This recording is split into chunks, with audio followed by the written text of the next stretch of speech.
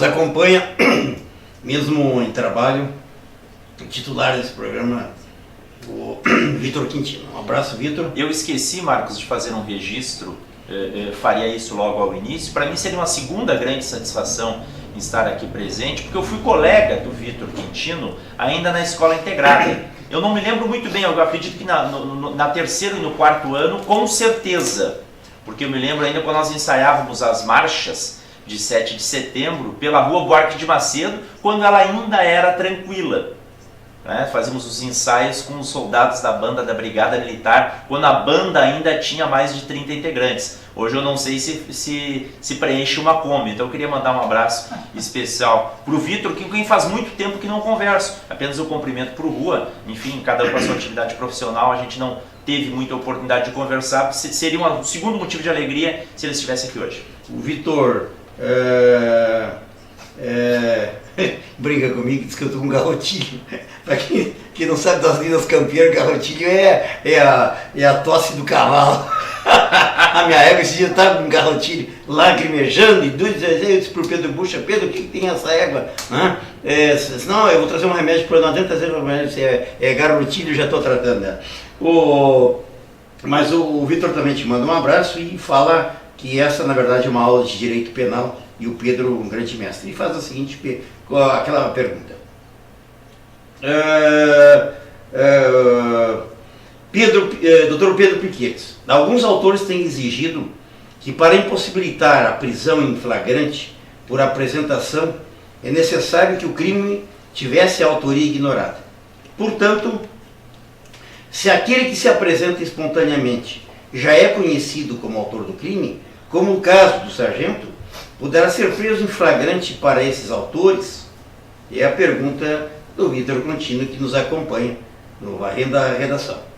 E ele comenta com muita satisfação que realmente tu foi colega na escola integrada, mas era bom explicar, antes de responder a pergunta, o que era escola integrada, porque muita gente... A Escola Manuel de Souza Moraes. Muito bem.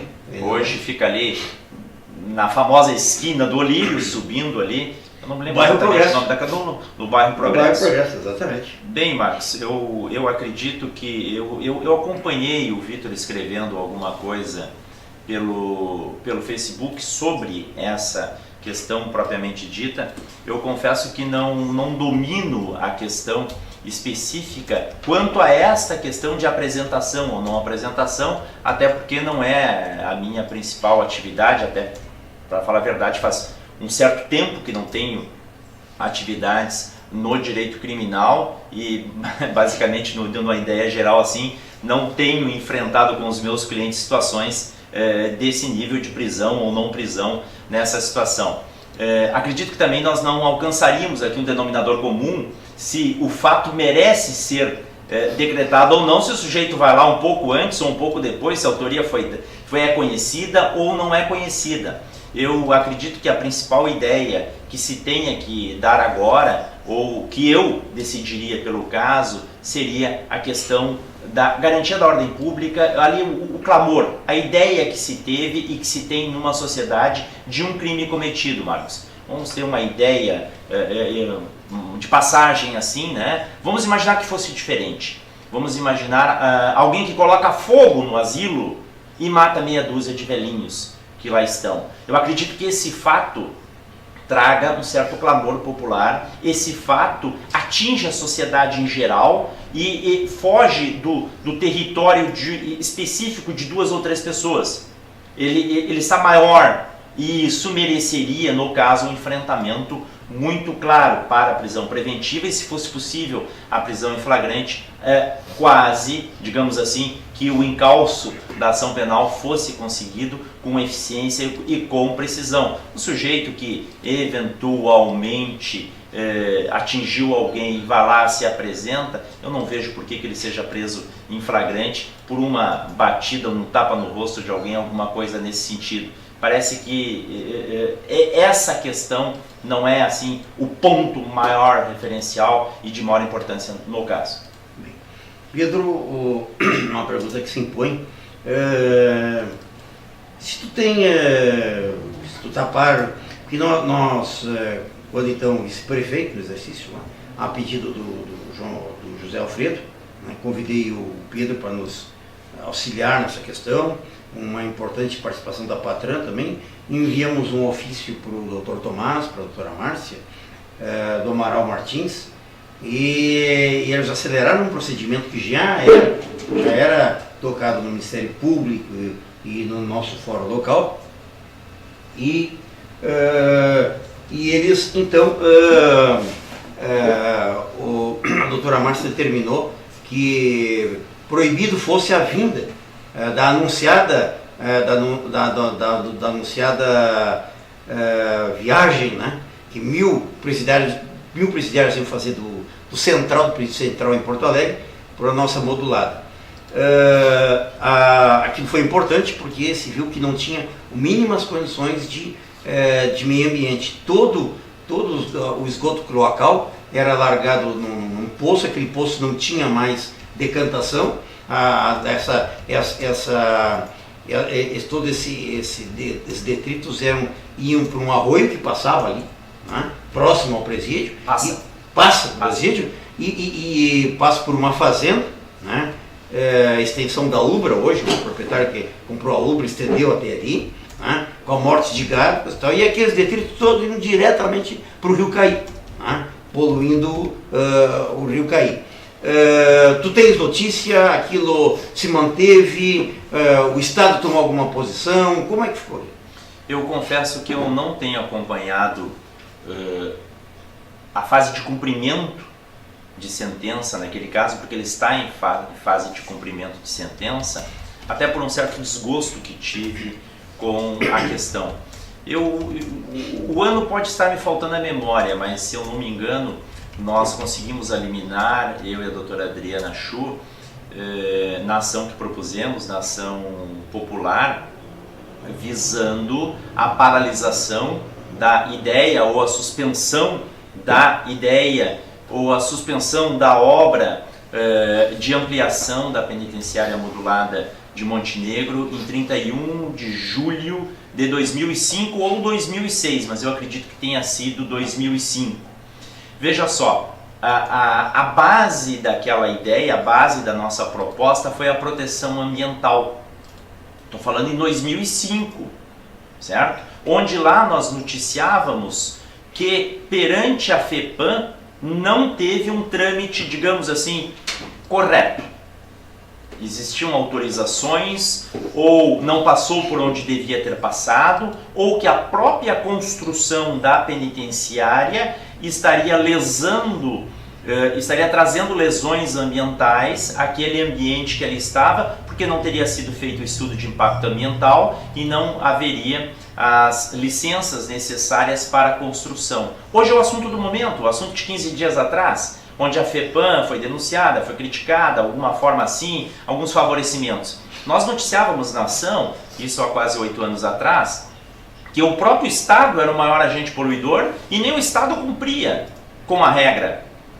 Naquela época nós dizíamos isso, e naquela época teve então a primeira decisão da doutora Deise na segunda vara, concedendo a liminar para que não fosse feito então a ampliação. Por que eu disse que eu fiquei descontente, Marcos? Porque foram 6 anos até a audiência onde foi feito o acordo, e nesses 6 anos, eu não tenho problemas em dizer isso, mesmo que isso crie um certo descontentamento, nós não tivemos uma presença política suficiente, como outros municípios tiveram, para que Montenegro só recebesse uma cota proporcional de presos que gere ou que a própria região gere. Vamos ser muito simples e muito claro.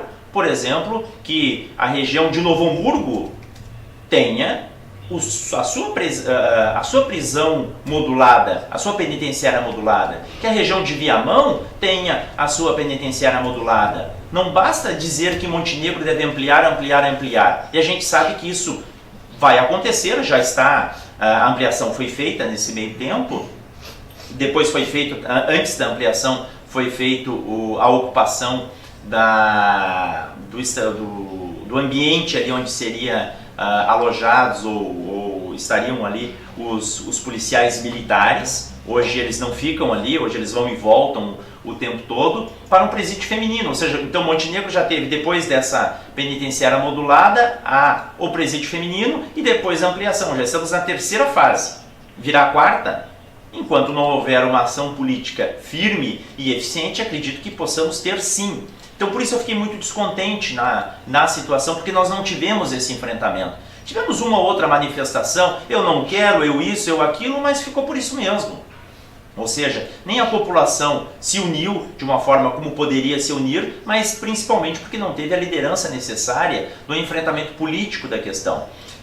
Como é que se resolveu isso? Através de um acordo, numa audiência requerida pelo Estado, e neste acordo o Estado aceitou a nossa proposta, ou seja, a ideia é que a ação foi procedente, porque o Estado aceitou a tese de submeter o empreendimento, porque aquilo ali é considerado então um empreendimento, submeter a obra aos licenciamentos ambientais.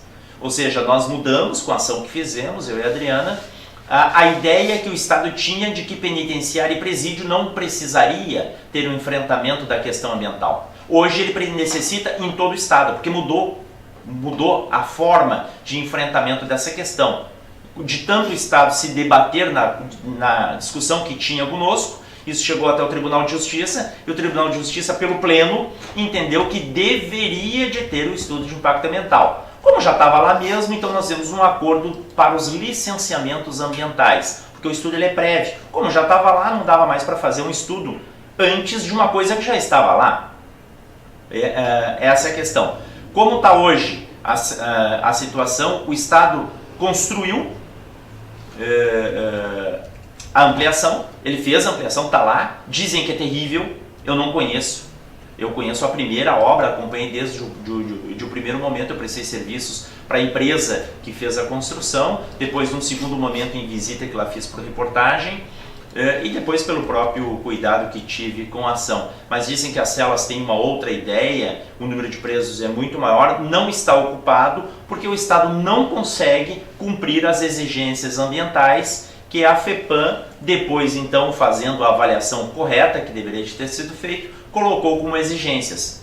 Ou seja, está lá construído, não vieram os presos porque o Estado não cumpriu as necessidades, os pressupostos e requisitos ambientais, como, se eu não me engano, a quarta lagoa de decantação, as bombas que tem que...